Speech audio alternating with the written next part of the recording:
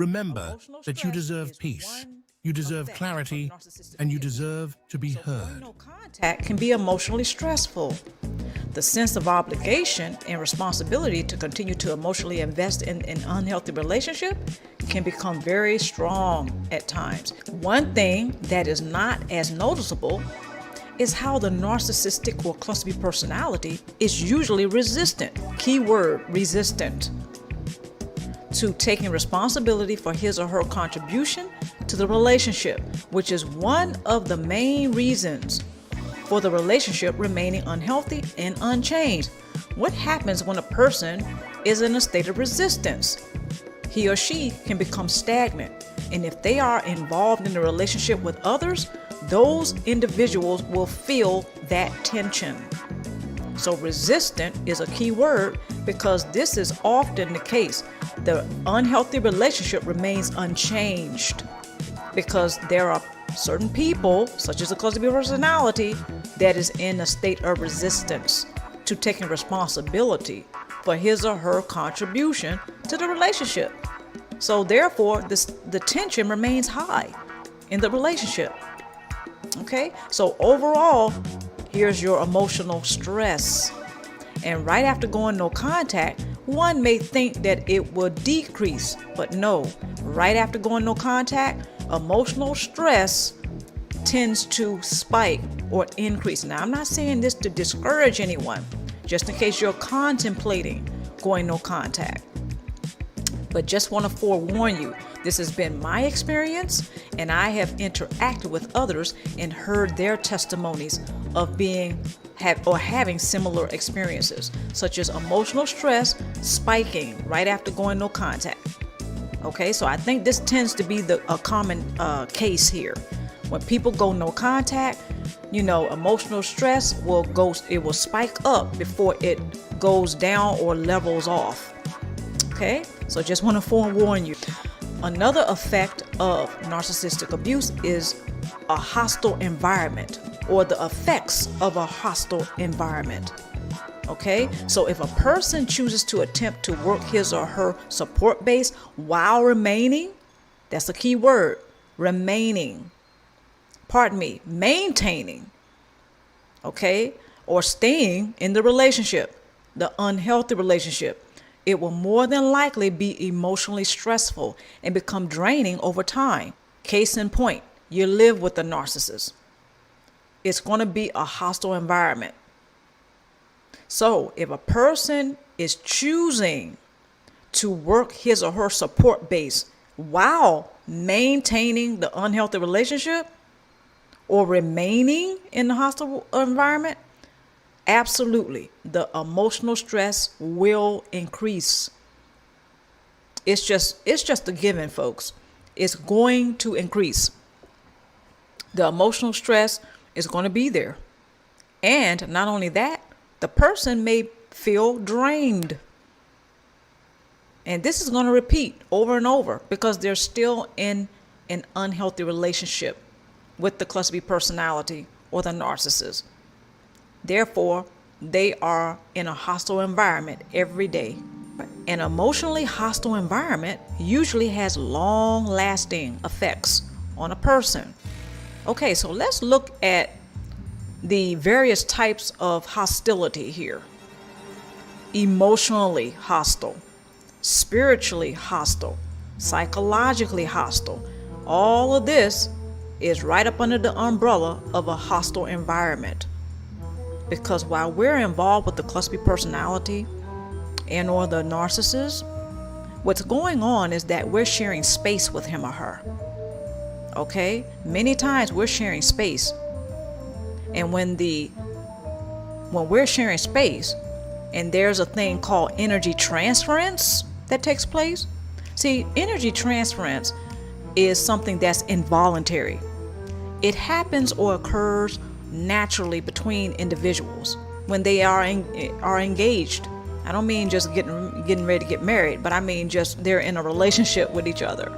Okay, so the involuntary occurrence of the energy transference is also what's going to compound or add to the hostile environment on a emotional level, spiritual level, and a psychological level. And the energy body will be affected as well. This is often why we feel drained over time. Okay? So when you're in that hostile environment with the person and you are just experiencing all of the abusive tactics from the narcissist or the cluster B personality, yes, you're going to be under a lot of emotional stress. So as you work your support base, it's going to seem like you're not getting anywhere, because actually, in a sense, it's like taking one step forward and taking 2 steps back. I'll say that again. It is like taking 1 step forward in your support base. As you work that support base, you know, on one hand, you may feel like you're making progress, so you take 1 step forward. However, because you live in a hostile environment with the cluster B personality, it will feel like and seem like you're taking 2 steps back. Been there and done that, folks. I've experienced this. It's not easy to live with someone that you just don't have any resonance with. Resonance.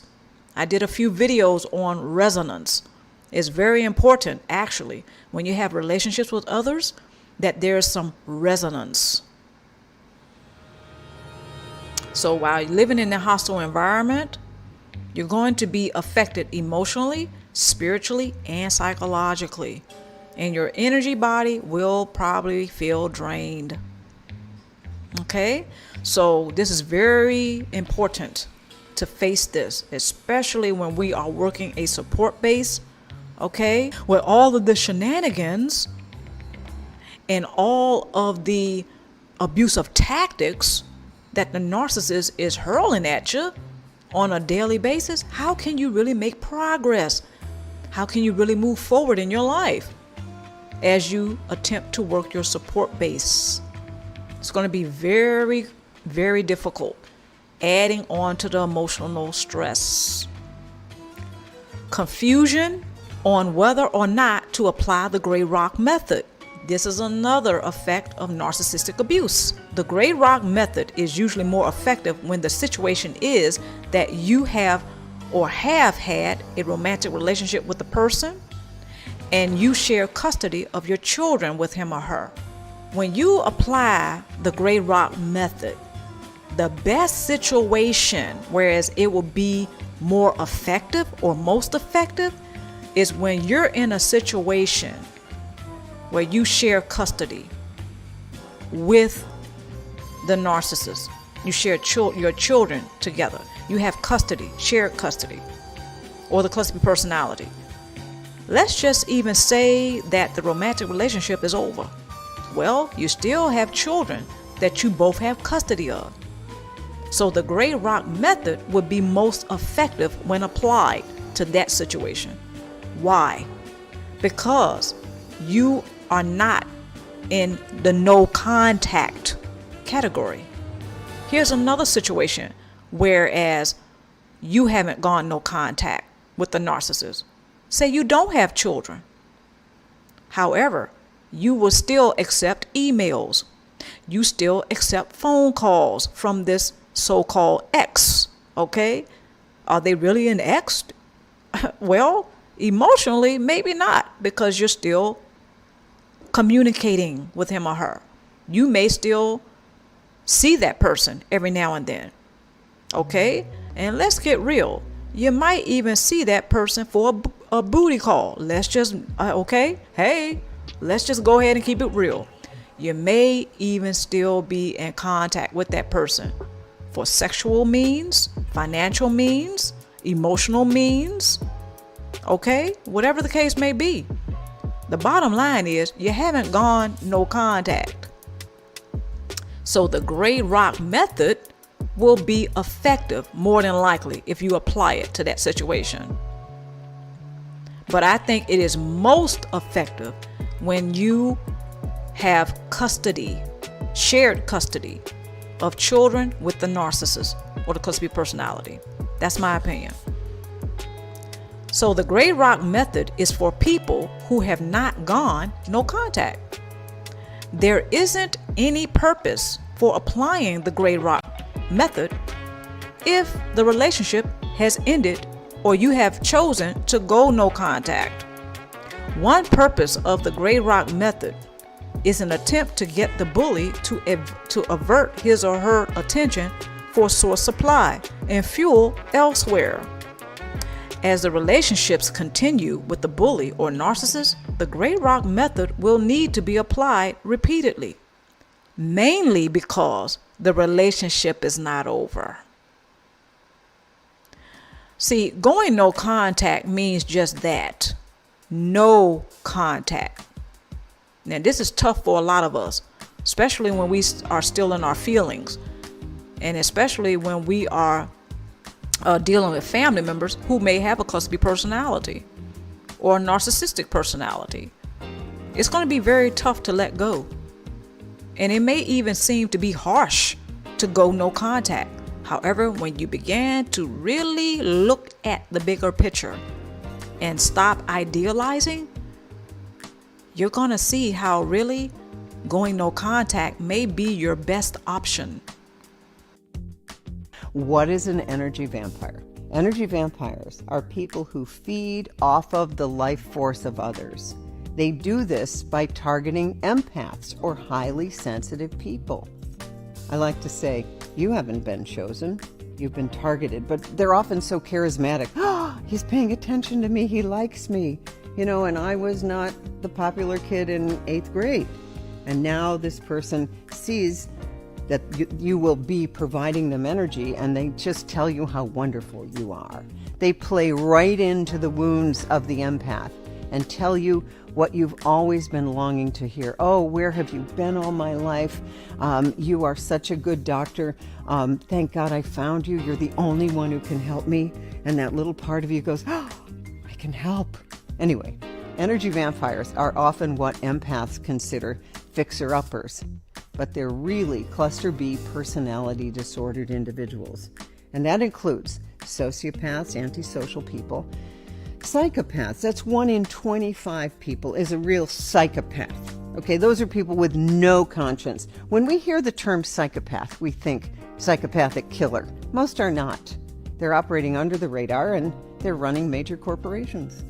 Then there are the everyday narcissists, narcissistic personality disorder, and then borderline personality disorder, histrionic personality disorder. And the types of behaviors that these energy vampires engage in are overly dramatic or antisocial, binge drinking sometimes, compellingly charming, they threaten self-injury or suicide, or they love bomb you. They do not have a biochemical problem. They have a character disorder. Their moral compass doesn't exist, and that's what you need to know. And they often know exactly what they're doing.